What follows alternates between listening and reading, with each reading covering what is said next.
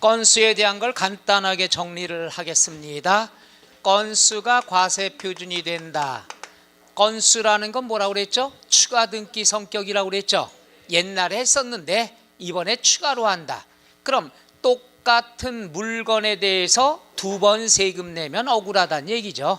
따라서 추가 등기할 때는 금액과 관련 없이 일정하게 건당 얼마만 내면 돼요? 6,000원만 내면 된다. 그럼 건당 6,000원만 내는 건수에는 뭐가 있느냐 그러면 이런 얘기 지저분한데 해도 돼요? 그래야 기억이 오래 갑니다. 뭐 터미널이라든가 역전 뭔지도 모르고 지저분한 얘기인데도 좋다 그러면 이거 어떡하나? 역이나 터미널 근처에 보면은 주말에 막 술 먹는 사람이 많아가지고 그 다음날 아침에 가보면은 뭐 그 어떤 전봇대나 기둥 밑에 벽 밑에 불순물이 있다는 얘기죠. 요거 하면 돼요, 안 돼요? 안 되죠.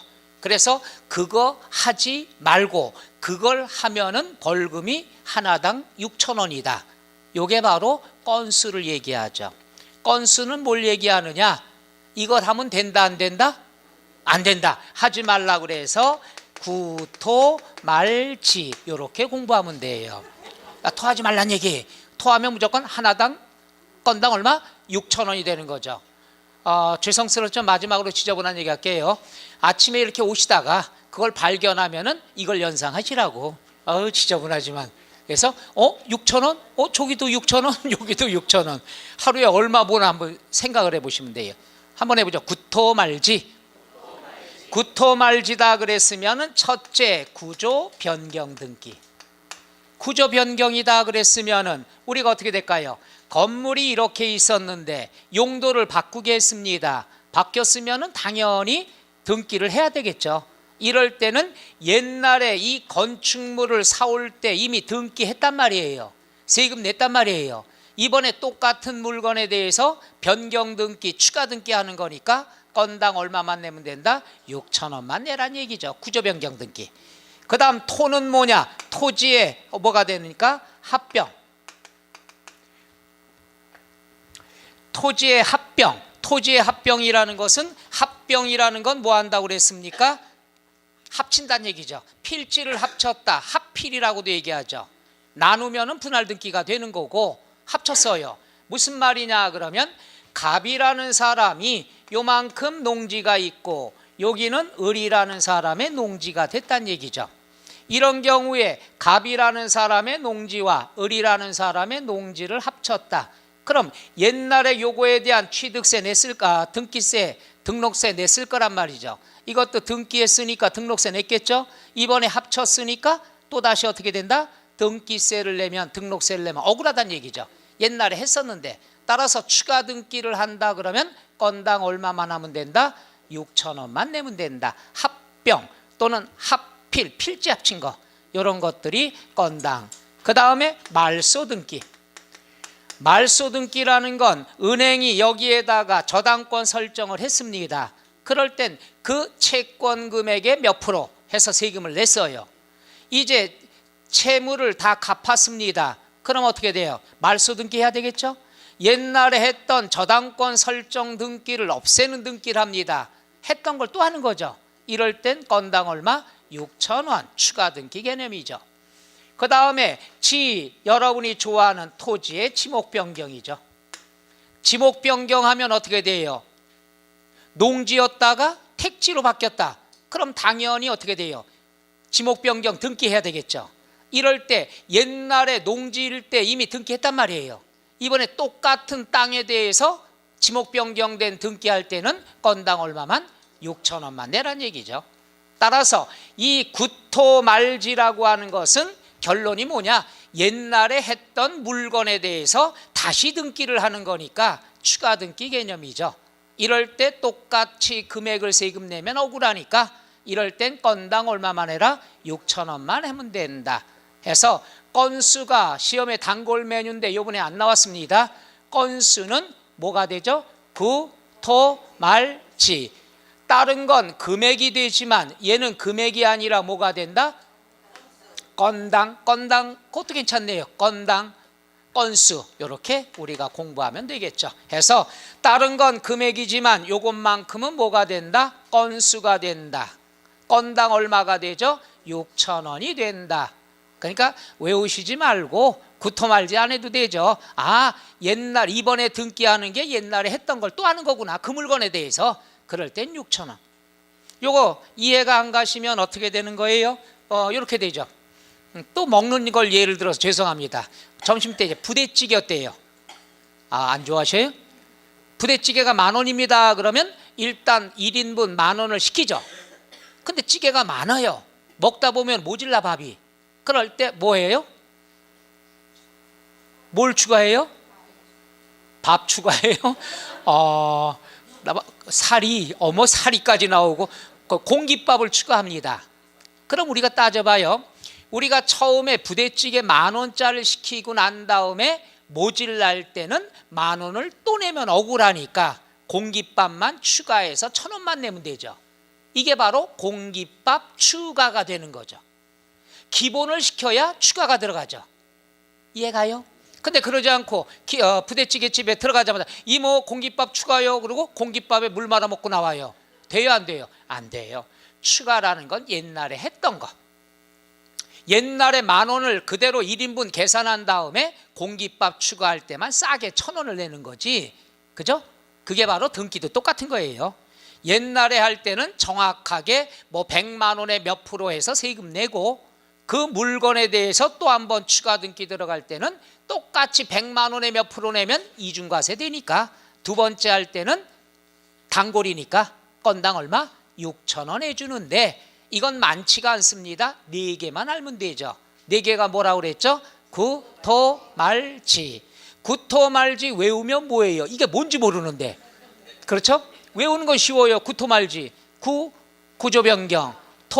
토지 합병. 합필이라고 그러죠. 그 다음에 말소 등기. 지목 변경 등기. 옛날에 했던 걸 또 한다. 그랬을 땐 추가가 된다. 이렇게만 접근하시면 됩니다. 그 다음에 3절 세율이라는 것은 421종 맨 위에서 동그라미 5번 보세요. 그것만 하죠.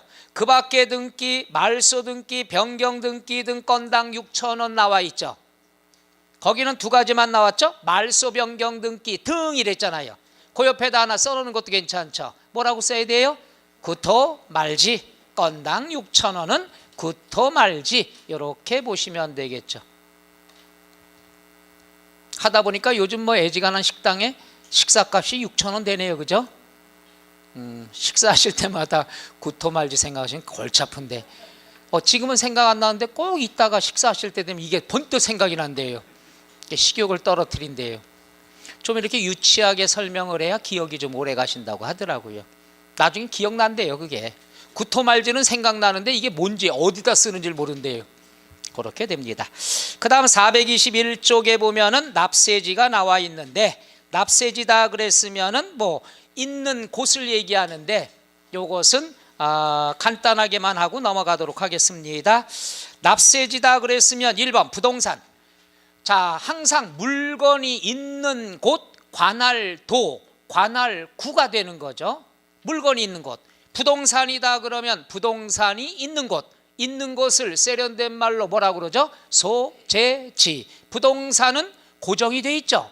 그러니까 부동산 소재지가 되는 거고, 그 다음에 선박이 나왔습니다. 선박은 선적항 소재지. 선적항 소재지다 그러면 일반적으로 그 배가 머무르고 있는 장소를 얘기합니다. 그걸 일반적으로 배는 왔다 갔다 움직이죠. 움직이니까 어디를 납세지로 할지 모른다는 얘기죠. 그럼 배가 머무르고 있는 항구가 어디냐? 주된 항구를 얘기하죠. 이걸 우리가 선적항이라고 얘기합니다. 그 다음에 자동차다 당연히 뭐가 돼요?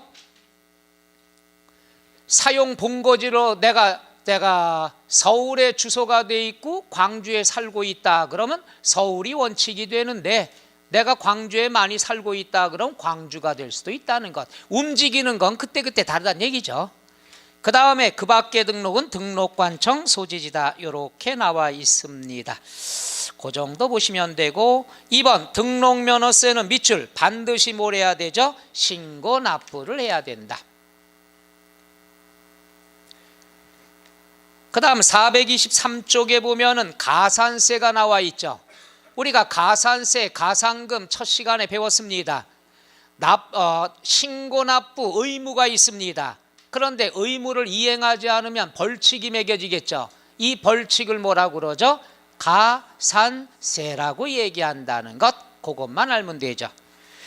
그 다음에 04번 부가세와 최저한세가 있는데, 재산세는 항상 뭐가 등록면허세는 뭐가 쫓아다니죠? 지방교육세. 몇 프로가 붙죠? 20%. 지방교육세는 20%로 공부하시면 됩니다.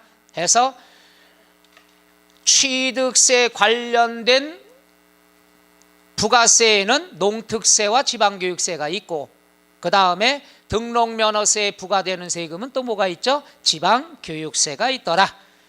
그 다음에 2번 요거는 농특세는 무조건 동그라미 감면. 그러니까 감면은 아직 공부 안 해도 돼요. 아까 말씀드렸죠? 취득세에서도 똑같아요. 너 취득세 이만큼 깎아줄게. 깎아준 대신에 깎아준 세금에 대해서 20% 토해내라 이거죠. 토하는 얘기가 많이 나오네. 예를 들어서 취득세 100만 원 깎아줄게. 대신에 100만 원에 20%를 농특세로 다시 걷습니다. 또 등록면허세 너 감면해 줄게. 얼마? 50만 원. 그럼 50만 원 감면한 금액에 대해서 20%를 다시 걷어요. 뭐로 걷어요? 농특세로 걷습니다. 그러니까 야, 너 50만 원 깎아줄게. 깎아줬지? 좋지? 좋은 대신에 농어촌 시설에 좀 쓰게 20% 농특세 좀 내라, 이게 줬다가 뺏는 거죠. 그래서 농특세는 앞으로 자주 배웁니다만은 농특세 세율은 10%로 공부합니다. 그럼 어떨 때 20%냐? 감면해 줬을 때, 깎아줬을 때 깎아준 금액에 대해서 농특세를 몇 프로 내라? 20% 내라. 줬다가 뺏는 거예요. 감면하면 20%예요. 아예 깎아줬으면 고맙다는 소리나 듣죠, 그죠? 그 다음에 3번 최저한세. 최저한세다 그런 건 요겁니다. 우리가 세금을 깎아주는 거, 면제해주는 거, 요걸 우리가 면세점 아까 배웠죠. 취득가액 50만 원까지는 취득세 안 내죠. 다른 건 다 면세점이 있어요. 얼마까지는 세금 내지 마라. 근데 등록면허세는 수수료 성격이라고 그랬죠. 수수료는 공짜가 없다는 얘기예요. 따라서 기준 금액은 무조건 걷겠다는 얘기야. 최소한 얼마는 걷겠다? 6천 원은 걷겠다. 최저한세라는 건 세법에서요, 특히 국세에 많이 나옵니다만은 최저한세는 최소한에 걷는 세금, 요걸 우리가 최저한세다 이렇게 얘기하죠. 최소한에 요건 걷어야 된다. 예를 들어 이런 경우가 있습니다. 뭐가 있느냐? 세금 계산을 할 때 과세 표준이 100만 원이다. 등록면허세 세율이 1000분의 3이다. 계산해 볼게요. 그럼 하나 둘 셋 얼마가 되죠? 3,000원 나옵니다. 계산을 하니까 3,000원 나와. 6,000원 안 되죠? 그래도 얼마를 걷어라? 6,000원은 걷겠다는 뜻이에요. 그러니까 계산은 다 하는 겁니다. 과세표준 곱하기 세율에서 세금은 일단 계산해요. 계산한 다음에 6,000원이 안 되면 얼마 걷겠다? 6,000원 걷겠다. 공짜 제도가 없는 딱 하나 세금이 바로 뭐가 돼요? 등록면허세. 다른 건 공짜가 있습니다. 면제도 해주고요. 그런데 등록면허세는 공짜가 없습니다. 최소한 얼마? 6,000원 걷는다. 왜? 수수료 성격이기 때문에. 공짜로 일해주지 않는다는 얘기죠. 그래서 6,000원이 안 돼도 6,000원은 걷어야 된다. 이게 바로 최저한세라고 얘기를 하죠. 거기 나오죠. 등록면허세는 수수료 성격이므로 면세점과 소액징수 면제 규정이 적용되지 않는다. 면세점의 뜻은 세금을 면제하는 시점. 취득세에서 취득가액이 얼마까지 50만 원까지는 세금을 면제합니다. 그걸 뭐라고 그러죠? 면세점이라고 그러고, 그 다음 밑줄 소액징수 면제. 그래요. 이따가 또 한번 하겠지만은 여러분한테 다 해봅시다. 면세점이다 그랬으면 일반적으로 취득세에서 적용을 합니다. 취득세에서 취득가액이 얼마 이하? 50만 원 이하면은 세금을 면제해 준다. 안 걷겠다는 얘기죠. 그런데 소액 징수 면제다 그러면 요건 뭐냐? 액수가 적으면 징수하지 않는다는 얘기예요. 짜증나죠? 이것도 안 걷겠다는 뜻이고 이것도 안 걷겠다는 뜻인데 왜 취득세에선 면세점이란 용어를 쓰고 소액징수 면제는 어디다 쓰느냐? 재산세. 좀 이따 배웁니다. 재산세에서도 적은 액수는 징수를 포기해요. 이건 뭐냐? 이렇게 접근하시면 돼요. 재산세는 때 되면 뭐가 날라오죠? 고지서 날라오죠.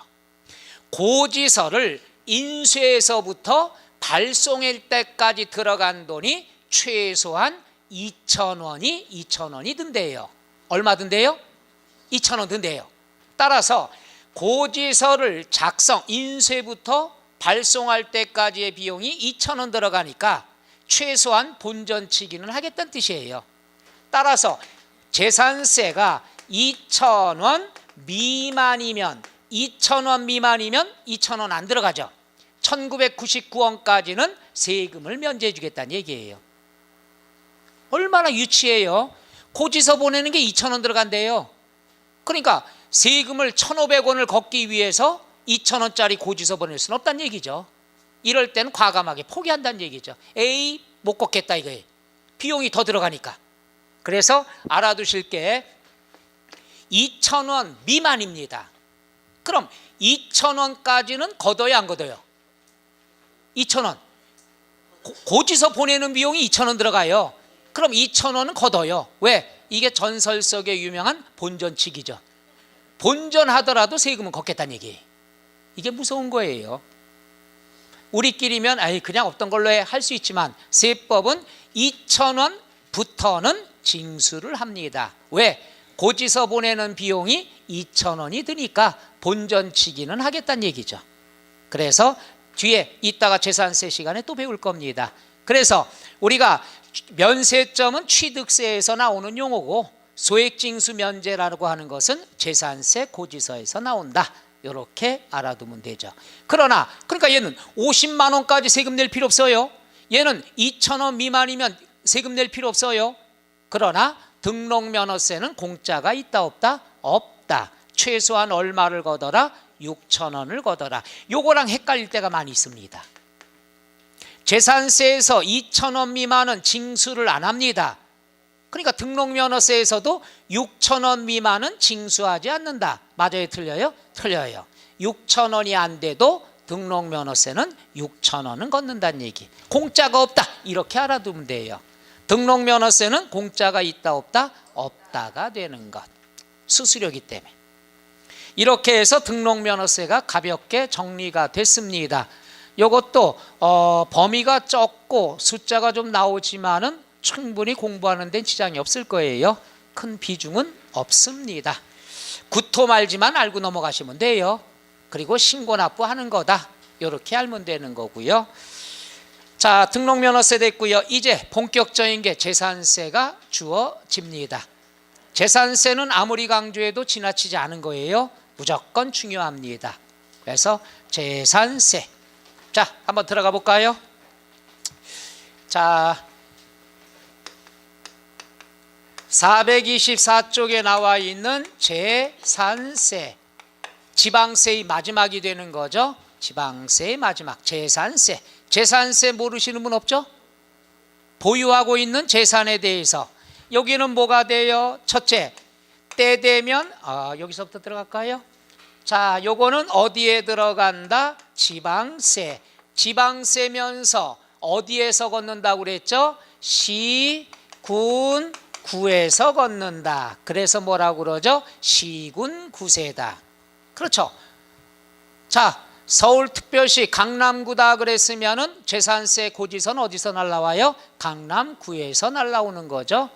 광주광역시 서구다 그러면 어디서 날라와요? 서구에서 날라오는 거죠. 서구청에서. 그 다음에 얘는 고지서가 날라오니까 무슨 징수라고 그러죠? 보통 징수라 얘기한다. 그러니까 취득세, 등록면허세는 자진해서 신고하고 납부하지만은 재산세는 때 되면 뭐가 날라온다? 고지서 날라온다. 그러면 취득세 신고 납부 안 하면 벌칙 뭐가 나오죠? 가산세. 등록면허세 신고 납부해야 되는데 안 하면 뭐가 나오죠? 가산세. 재산세는 때 되면 고지서 날라오죠. 납기내, 납기후가 나오겠죠. 납기내까지 돈을 안 냈으면 뭐가 붙습니까? 가산금이 붙는다는 것.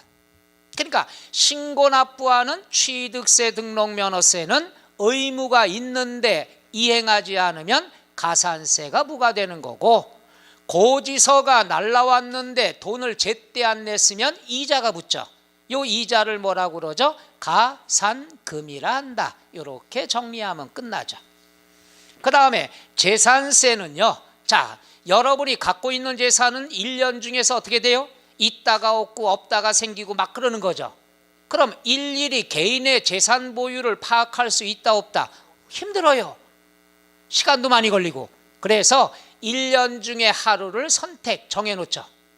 그렇죠. 1년 중에 하루를 선택해 놓고 국민 여러분, 요 날짜에 재산이 있으면 무조건 재산세 내야 됩니다.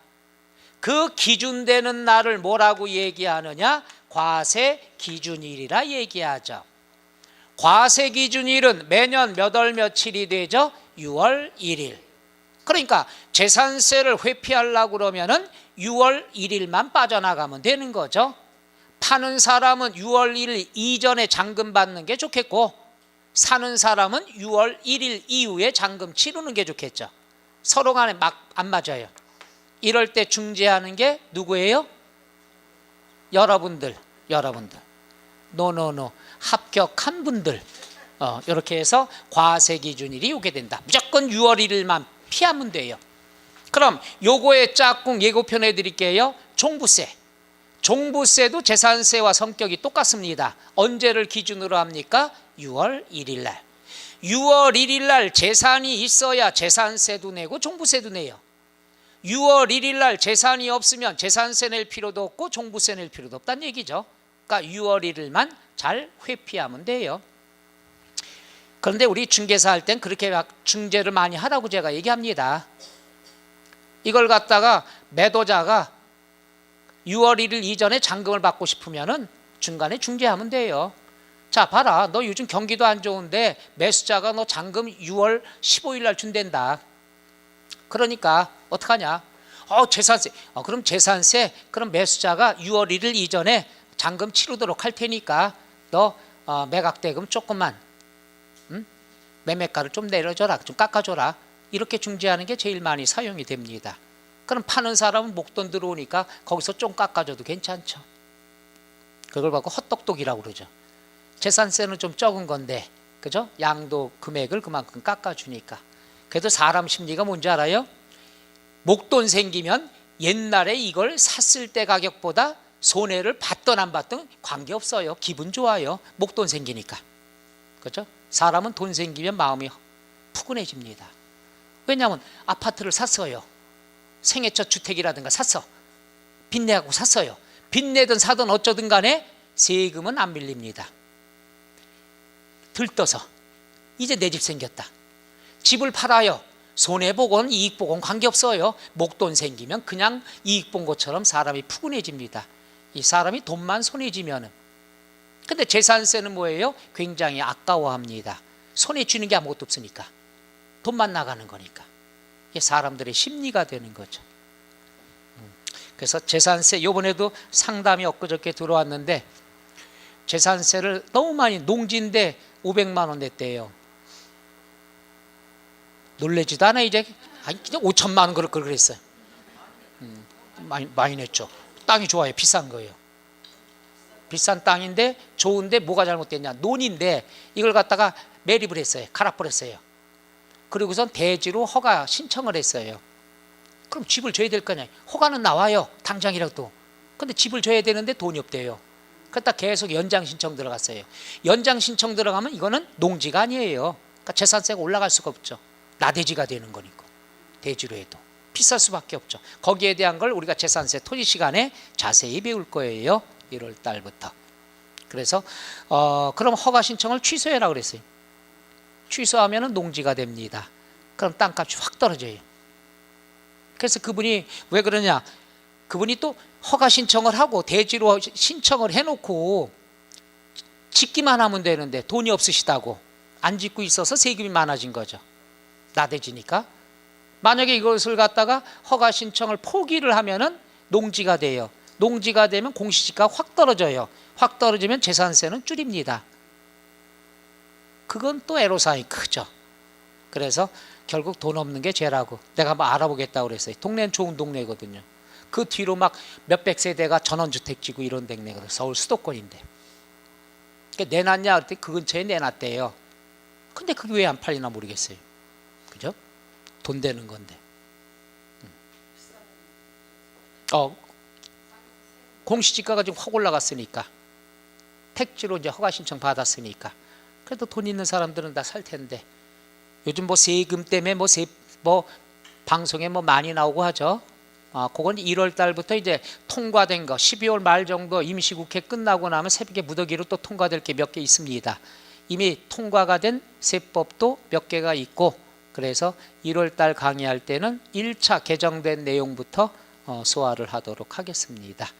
그런데 2018년에 적용되는 것만 설명할 거예요. 2019년에 시행되는 것도 있는데 그땐 여러분이 공부할 필요 있다 없다? 이 표정은 박사과정은 해야 되는데 뭐 이렇게 하면 안 되죠. 그때까지. 옛날 재미있었어요.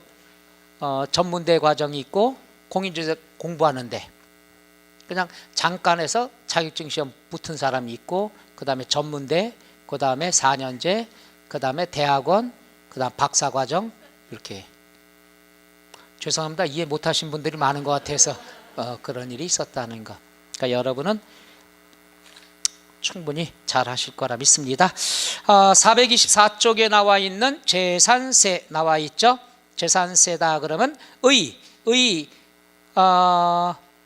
두 번째 줄 시장군수 구청장이 납세고지서를 발부하는 무슨 방법이다? 보통 징수 방법이 된다. 자, 425쪽 맨 위 박스 그림 나와 있죠. 자, 거기 보면은 왼쪽 물건 소재지 항상 재산세는 그 물건이 있는 곳 관할 시, 군, 구에서 고지서 보내죠. 그 밑에 동그라미 1번 지방세, 동그라미 2번 시, 군, 구세. 그 다음 맨 위에 보면은 화살 표시가 사람한테 가면서 동그라미 무슨 징수? 보통 징수. 그 다음 납세의무자. 납세의무자는 좀 이따도 해보겠지만은 원칙 누가 됩니까? 사실상 소유자가 되겠죠. 자, 간단하게 한번 정리해 볼게요. 자, 두 번째 재산세다 그랬으면은 이제 과세 대상. 요건 왕별 표시하세요. 엄청나게 중요한 거고 이번 시험에 나올 가능성이 90% 넘을 겁니다. 아니면 말고. 그럼 과세 대상이다 그러면 재산세는 이렇게 해요. 재산세는 요거예요. 5개. 5개만 하시면 돼요. 요 손가락이 몇 개예요? 5개죠. 누구 거예요? 내 거예요. 내 거니까 세금 내야 되죠. 5가지만. 5가지가 뭐가 있느냐 그러면 토지가 있습니다. 그 다음에 뭐가 있어요? 건물이 있죠. 건축물이 있죠. 그 다음에 주택이 있죠. 그 다음 뭐가 있어요? 선박이 있죠. 그 다음 뭐가 있죠? 항공기가 있습니다. 따라서 5가지만 재산세 낸다 생각하면 되는데 여러분 배 있어요? 그 다음 비행기 있어요? 그 다음 집은 있죠? 땅도 있죠? 상가 건물도 무조건 있는 거예요. 우리끼리 공부할 땐 다 있어요. 그러니까 시험에는 요거 위주로 나옵니다. 이 중에서 꼭 신경 써야 될 게 토지에 대해서 나올 확률이 높은 겁니다. 굉장히 중요하고 이거 어렵습니다. 해서 토지에 관한 것을 설명을 해야 되는데 요거에 대한 건 우리가 세 가지가 있다만 먼저 알고 들어갑니다. 토지다 그랬으면은 우리가 세 가지가 있는데 먼저 설명드리고 교재에서 밑줄 쳐드릴게요. 여보세요. 첫째는 분리과세 토지가 있습니다. 분리과세. 그 다음 두 번째는 종합과세 토지가 있습니다. 얘들은 같이 공부해요. 왜? 땅은 토지 분리 아니면 종합이에요. 그럼 요것만 편하게 생각하면 이렇게 결론부터 해드릴게요. 공부할 때 분리과세와 종합과세가 있는데 우리가 세금을 산출하는 공식을 배웠습니다. 세금을 산출하는 공식은 어떻게 했죠? 과세 표준 곱하기 세율은 산출세액이 되는 거죠. 그렇죠? 그러면 금액이 크면은 클수록 세금이 많아진다는 얘기죠. 분리과세는 뭡니까? 따로따로 세금을 계산하는 거예요. 따로따로 계산하니까 과세 표준이 1억짜리 따로, 2억짜리 따로, 3억짜리 따로. 내가 땅이 세 필지가 있습니다. 하나가 1억, 하나가 2억, 하나가 3억. 그럼 세금을 따로따로 계산해. 그러니까 과세 표준이 적다는 얘기죠. 따라서 분리과세는 세금이 적은 거예요.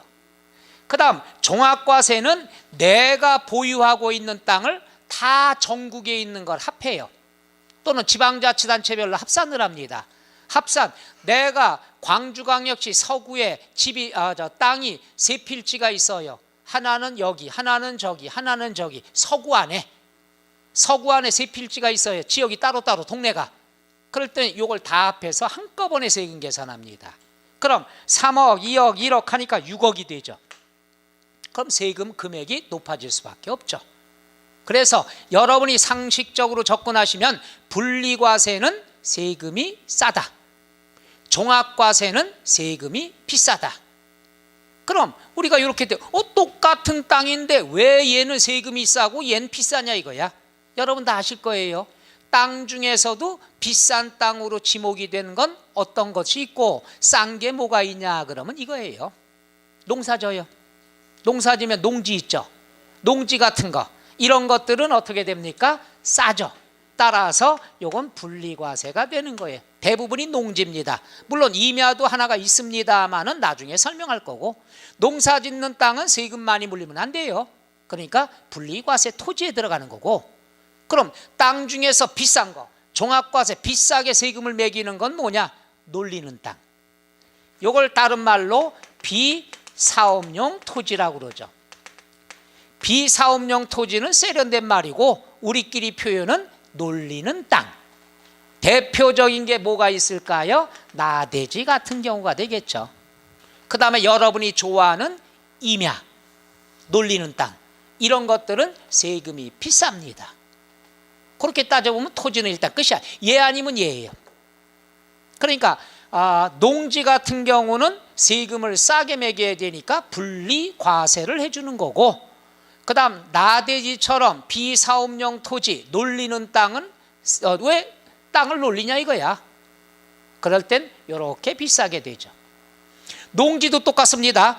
농지로 돼 있지만은 사실상 농사를 져야지 분리과세예요.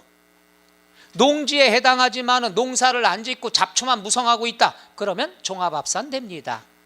그래서 종합합산, 종합과세 좀 더 세련된 말로 종합합산이다.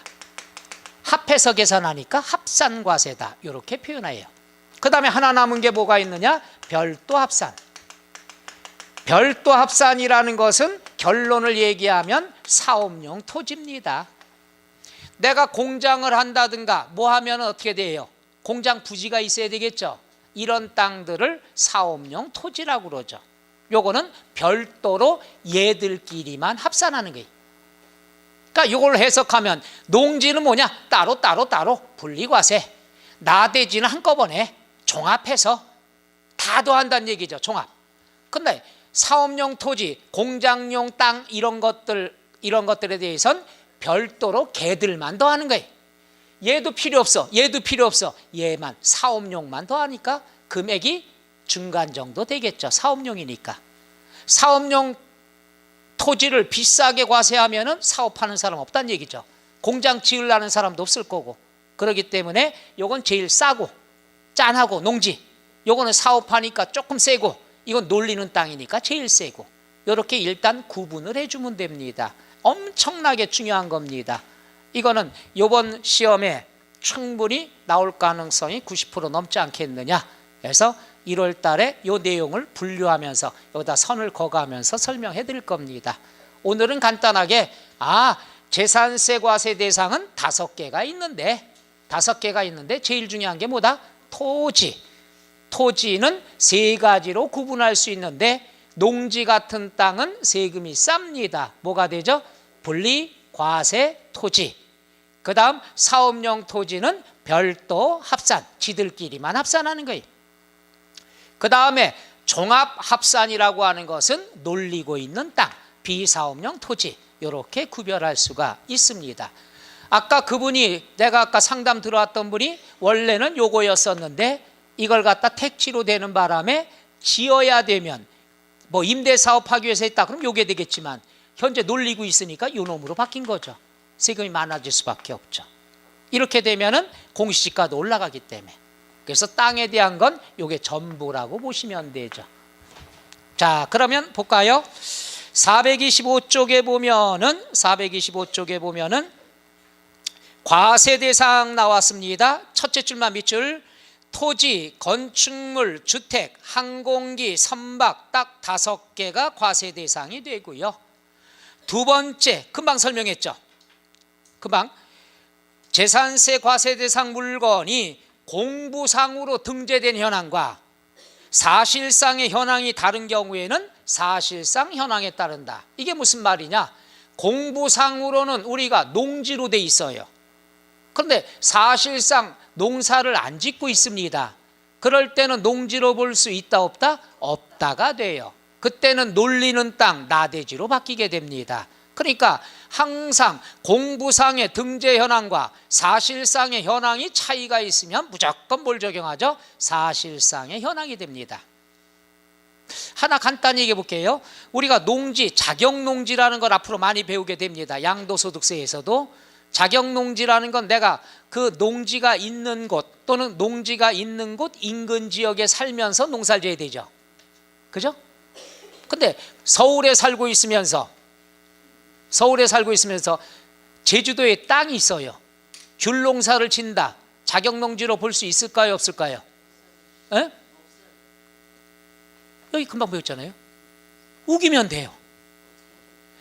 일주일에 한두 번씩 항공기 티켓 구입한 거랑, 그다음에 거기서 농약 산 거랑 다 하면은 내가 농사진 걸로 인정을 받습니다. 대법원 판례가 나왔어요. 내가 미쳤더라도 내가 비행기 값 들이고 나서 귤농사 요만한 거 지러 간다. 공부상의 현황과 사실상 현황, 내가 가서 직접 농사를 졌다. 자격농지로 인정해달라 해서 대법원 판례에서 이겼습니다. 미쳤죠. 그죠? 비행기 티켓이 얼마인데 그걸로 해서 뭐 강귤밭도 그렇게 크지 않다고, 오래된 얘기죠. 크지도 않은데도 그렇게 돼요. 그런 것이 주변에서 많이 우기게 될 때가 있습니다. 그래서 예를 들어서 뭐 수원에 농지가 있고 그다음에 저 경기도 포천에 살고 있다. 내가 매일 간다. 고속도로 통행료 낸 거 이거 다 증빙자료 하면은요 자격농지로 우길 수가 있어요. 근데 실제로 가서 돈 들이더라도 가서 하는데, 근데 그건 이제 뭔가가 이제 사연이 있죠. 그렇게 하는 사연은 있습니다. 그건 나중에 졸릴 때 인정받을 수 있다는 얘기죠. 딴 사람들은 이해를 못하죠. 그렇죠? 제주도에 비행기 타고서 감귤 농사지러 간다. 일주일에 2-3번씩 항공권 보여주고 거기에 내 농지원부 보여주고 다 하면은 예를 들어서 뭐 세금 낸 거랑 농약 친 거랑 되면은 밀어붙일 수는 있다는 얘기죠. 이게 바로 왜 이런 얘기를 하느냐? 공부상의 현황과 사실상, 재산세는 무조건 사실상의 현황입니다. 재산세뿐만이 아니라 모든 세금이 다 사실상의 현황이에요. 그렇게 처리가 된다는 거 강조하기 위해서 어거지 얘기해봤습니다. 자, 425쪽 맨 밑에 박스 나왔네요. 왕별 표시, 토지의 과세 대상 구분. 1번 종합합산 과세 대상, 뒤로 넘어가서요. 2번 별도 합산 과세 대상, 3번 밑줄 분리과세 대상. 이런 것들은 세 가지 종류가 있다는 것은 조금 여기는 덜 나왔으니까 기본서에서 1월 달에 하나하나 그려서 설명할 겁니다. 굉장히 중요하다는 것만 알고 가시면 되겠습니다. 그 다음에 이제 427쪽에 보면은 납세 의무자 별 표시하세요. 바로 요게 시험에 나온 겁니다. 납세 의무자, 요게 나온 거예요, 요번 시험에. 그러니까 요번 시험에 여러분 시험 볼 때는 가능성이 좀 적겠죠. 그러니까 오늘 한번 공부를 해보자는 얘기죠. 자, 납세 의무자다 그랬으면은, 자, 여기다 갈까요?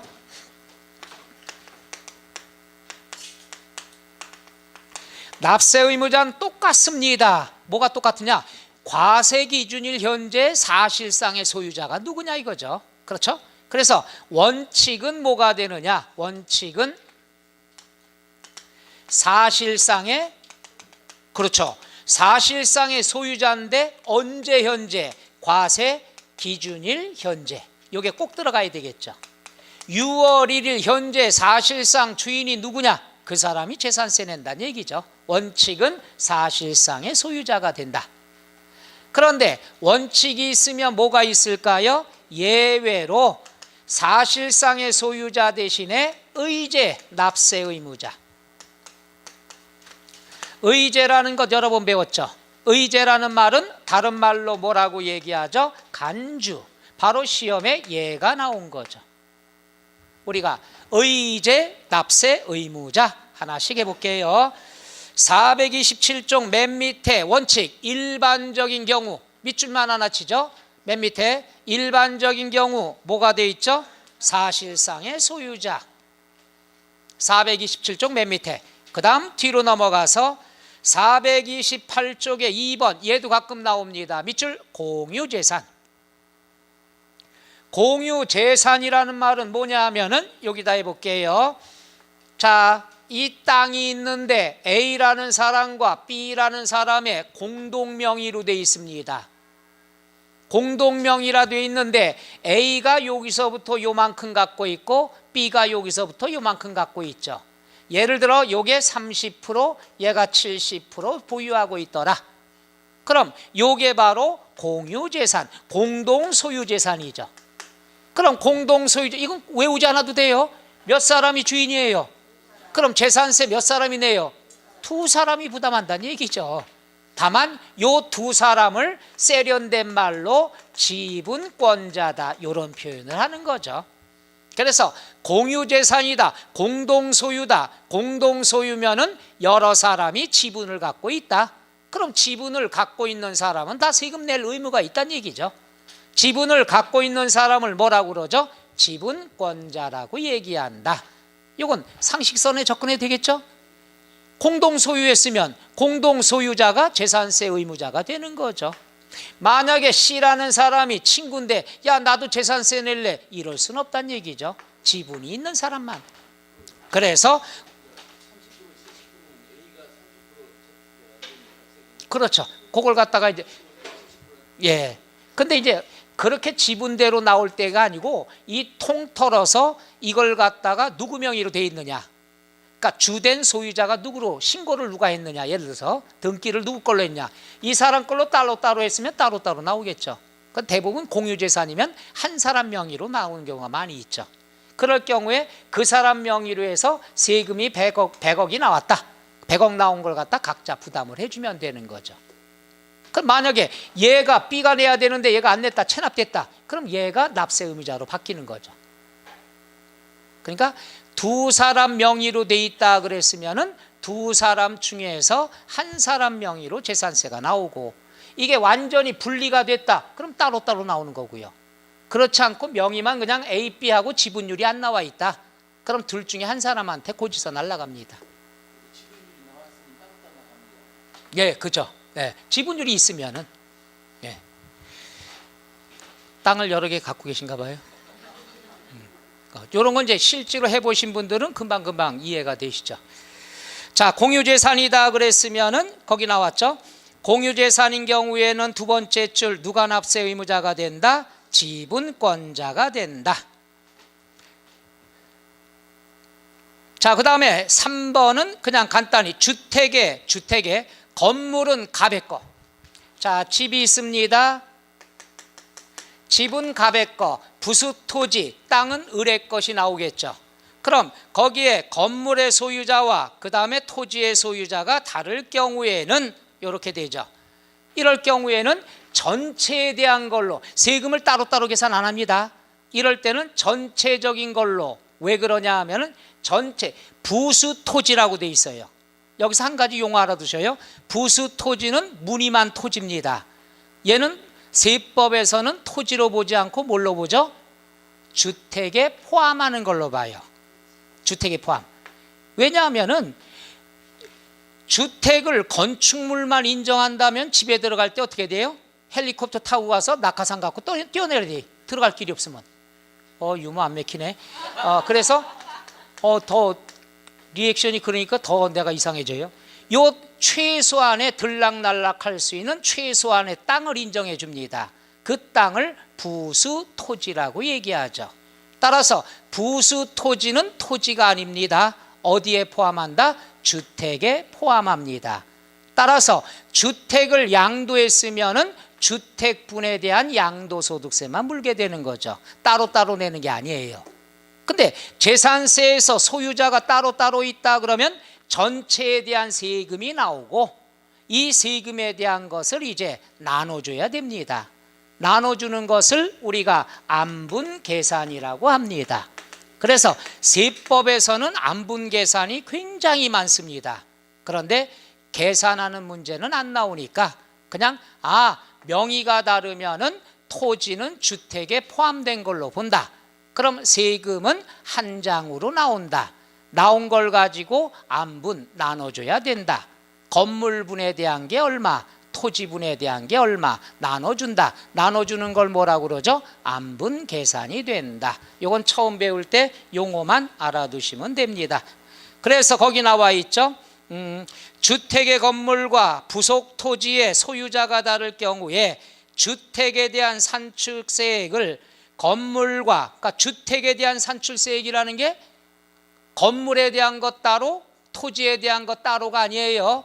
토지는 어디에 포함된다? 주택에 포함되니까 한꺼번에 세금을 산출하고 산출한 세금을 건축물 따로 부속 토지 따로 안분 계산하고 안분 계산한 것을 갑에게 을에게 어떻게 된다? 각자가 납세 의무자가 된다 이거예요. 그러니까 여기선 한 가지만 알고 잊어먹으셔도 돼요. 주택이 나왔을 때는 건물만 주택으로 보지 않는다는 것. 최소한의 집에 들락날락 거릴 수 있는 최소한의 땅, 이걸 우리가 부수토지 또는 부속토지라고 얘기합니다. 똑같은 겁니다. 그런데 일반적으로 부속토지라는 말보다는 부수토지라는 것을 양도소득세에서 많이 배울 겁니다. 물론 재산세에서도 간단히 배울 거고요. 거기까지는 별로 어려운 게 없습니다. 그러니까 쉽게 얘기해서 여러 사람이 같이 갖고 있다. 그럼 각자가 납세 의무자가 돼요. 각자가. 근데 이제 02번 의제 납세 의무자, 바로 이게 포인트가 되는 거죠. 의제 납세 의무자. 요게 시험에 나왔다는 얘기인데 요건 우리 10분간 쉬었다 할까요? 예.